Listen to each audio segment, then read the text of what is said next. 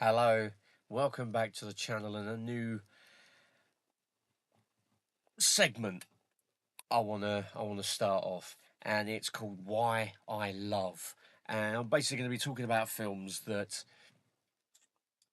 I adore, that many other people possibly either don't like or have never seen, or something along those lines anyway. And I thought that it would be a good introduction to this new series that I start off with a Roger Corman produced, in my eyes, classic from 1980, starring Robert Vaughn, Richard Thomas. Who else is in there? George Papard, Darlan Flugel, Jeff Corey, John Saxon, and did I say Robert Vaughn? I think I might have done. And it is, of course, the Roger Corman produced remake of Akira Kurosawa's Seven Samurai and also of John Sturgis's The Magnificent Seven. It is, of course, Battle Beyond the Stars, directed by Jimmy T. Murakami, and with art direction and set creation, construction, I suppose it is, by none other than James Cameron himself before he made it big as a writer director, and also utilising the talents of one Bill Paxton,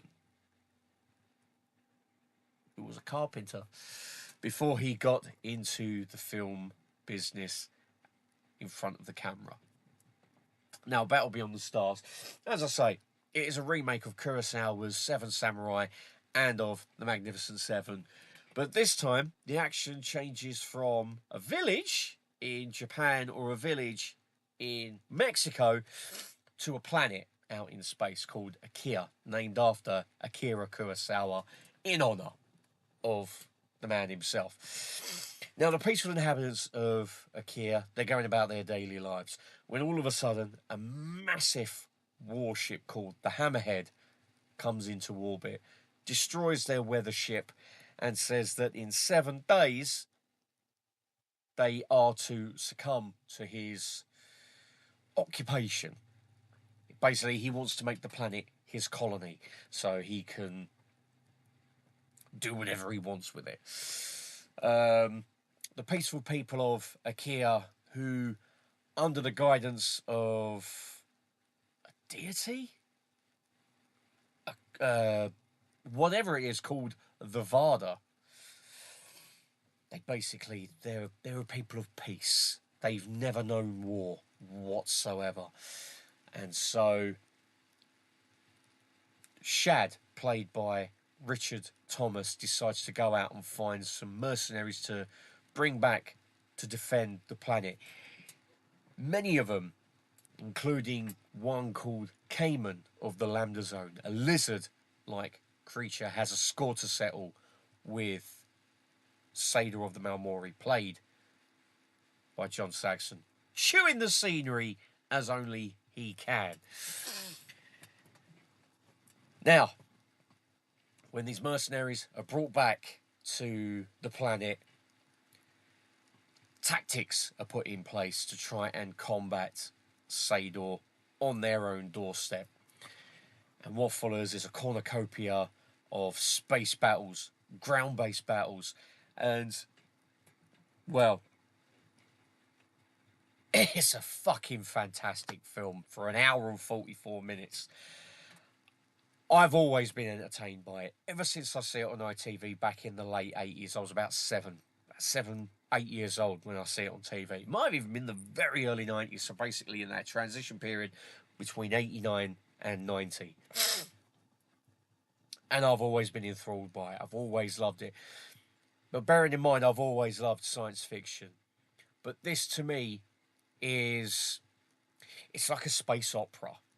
It's kind of in the mould of, let's just say, Star Wars. Where evil beings want to enslave peaceful beings so they fight back. That kind of thing. And it's just a fantastic film all round. There's not really much more I can say about it, apart from it's just a fantastic film. All the characters are just fantastic. Nanelia, who becomes Shad's love interest, played by Darlene Flugel. She's on her father's space station, and her father is more machine than man. He's he's just kept alive by a load of machinery and whatnot. And so him and Anelia live on this space station all on their own. And it's his plan to keep Shad there for his daughter so they can repopulate the space station with their offspring. And then there's also Space Cowboy, played by George Papard, who's an Earthman who is pretty much like Han Solo. He goes around, he does long distance hauls of various items to like various planets and whatnot, and he's very laid back. He's very kind of, well, that kind of thing. But that's the thing. Cowboy's whole role is, when it comes down to the nitty gritty of fighting in the battle on the ground, he holds his own, and he's very much kind of gung ho in that respect. He embodies kind of John Wayne in that, I suppose you could say, in that respect. But he's a brilliant character. Really is a fantastic character. And then you've got Gelt, who is the only occupant of Nescosto. There's a whole backstory, which I can't... to go into it is going to take a hell of a long time. But let's just say that some things have happened. He's left on his own. He's got all of his wealth around him, but he can't spend it. So he's kind of stuck on this planet. And so when Shad offers him a way out, he basically says, we can't offer you much in payment. All of our wealth is in our culture. And so Gelt just literally turns around and says that his offer of going to fight is appealing. And for payment, he just wants a meal and a place to hide, because he doesn't want anyone coming after him. It's basically the same character that he played in The Magnificent Seven, which also starred Steve McQueen, Yul Brynner, Horseshoe Colts, other legends such as James Coburn, I do believe, and also Charles Bronson. Yeah, fantastic cast in that film. If you haven't seen The Magnificent Seven, get onto it. It's a brilliant film. And yeah, Battle Beyond the Stars is, as I say, is pretty much a spacefaring version of The Magnificent Seven, Seven Samurai. Screenplay, blah, blah, blah. Screenplay by John Sayles, and the film produced by Roger Corman and Ed Carlin. Very low budget, but a very good film. Very, very good film. There's some brilliant space battles in it. Some genuine moments of tenderness between Nanelia and Shad. There's some genuine scenes of, I suppose you could say, titillation with Saint Exmond, played by Sybil Danning, who looks as though she's bursting out of every single outfit. I'll leave that to your imagination. But she's great in the film. She really is. I don't know. She's a character who has to go out and prove her worth in battle in space, being like a Valkyrie. But yeah, she's another great character. In fact, I think all the characters in this film are great. They really are. You've even got Nestor, played by Earl Bowen, who's one of a group of 4 clones. Well, 5 clones. One of them gets captured on purpose. And yeah, it's got some good laughs in it. Although they're just sprinkled. It's not peppered with it, but there's just a very light sprinkling just to break up the action. And then you've got, as I say, you've got the space battles at the end, and they are just absolutely fantastic, really intense. And when they go up against the Hammerhead, wow, what a ship that is! It's an absolute beast of a ship. And talking about the ships with the 4K, this 4K, you can see every single detail on these ships. All the outside piping and the turrets and everything. It's just absolutely, it's a joy to behold. There's something to be said for model work that even though CGI can give you a little bit of greater detail, it dates so badly. Whereas model work, and I've said this many times before, so I'm sorry if I'm sounding like a repeating record, but model work for me will always triumph, over CGI. Model work doesn't date whatsoever. And in fact, some of those special effects would later be used in Space Raiders, also produced by Roger Corman. The use of the spaceship Nell, Gelt ship, the Hammerhead, sound effects, everything is used in that film. I think even James Horner's score as well, some parts are used in that film as well. But that was like a cost-cutting measure by Roger Corman, who was basically known for that sort of thing. Talking about the score, what a score it is. Absolutely brilliant score. With some shades of what would go on to be Star Trek II, The Wrath of Khan, and Kroll for Columbia Pictures. This is a brilliant score, and this absolutely pisses over the one disc release, which has just got about 60, 70 tracks, and also about another 40 odd, 50 odd tracks, which is all the sound effects used.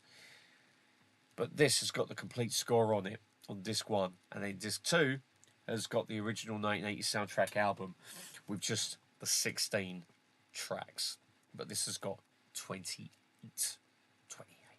on disc 1, the complete soundtrack with with the addition of the Hammerhead.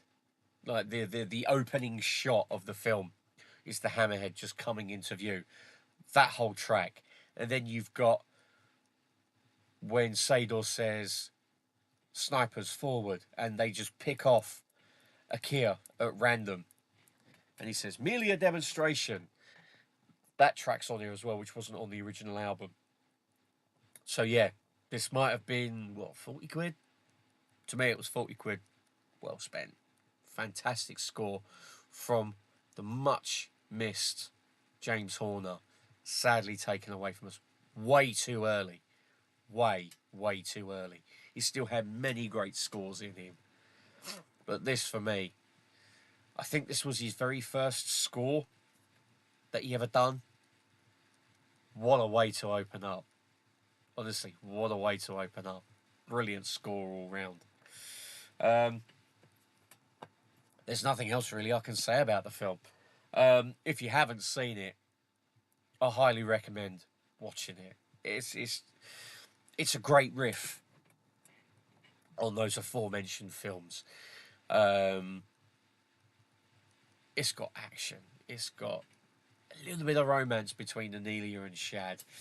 And then you've got a little sprinkling of humour that comes from the ship's computer, Nell, which is basically just a great big dome in the cockpit with like a little bit of like black on it. I think it's black tape.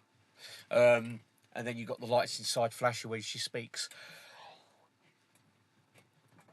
Again, made on a shoestring budget, highly effective special effects. And I can't really say nothing more about the film. As I say, if you haven't watched it, give it a viewing. I don't think you will be disappointed. It's an hour and 45 minutes. Well worth spending. Now, that's the end of this video. Short and sweet. That's how I intend to keep them. Coming up in this series, I will be talking about the greatest canon film ever made. I'm not going to tell you what one it is. You're just going to have to tune in and find out. Also, I am going to be starting a new series with my very good friend Nigel, Rock God 2004. I'll leave a link below to his channel, where we're going to be looking at horror films that are forgotten in the UK. And it's basically going to be called Forgotten in the UK. And the film we're going to start off with is an absolute banger. Absolute banger of a film. It's never had a release past DVD in this country. And then it was cut to ribbons. Really was cut to ribbons. The 4K disc has got the uncut version on it. That's all I'm going to say. I'm not saying any more than that. I'm going to leave it as a bit of a surprise. But me and Nigel are absolutely... we cannot wait to talk about this film and why we love it so much. So, yeah, that is going to be the first episode of Forgotten in the UK. And it's going to focus on horror. Looking forward to filming that one. And then, of course, you've got, at the end of the month, the Always Physical live streams, which is going to be episode 5. 5 episodes already. Where's the year gone? Absolutely insane. Which I co-host with my other good friend, Carlos from Eastwood for Life fan. Link in the description below to his channel. And we talk about all of the announcements leading up to the end of the month. And yeah, really can't wait. There's been some absolute crackers announced so far. And hey, we're only 4 days into the month. There's more to come. So keep an eye out for that at the end of the month. It's going to be another good one. So, with that said, it's time to end the video on that bombshell. But before I do go, next Saturday, which is the 9th, I'm going to be a guest on Scott's 5th anniversary live stream. Another banger, and I really cannot wait. We're going to be waxing lyrical about all things movies and, yeah, all things movies. That's all needs to be said, really. So,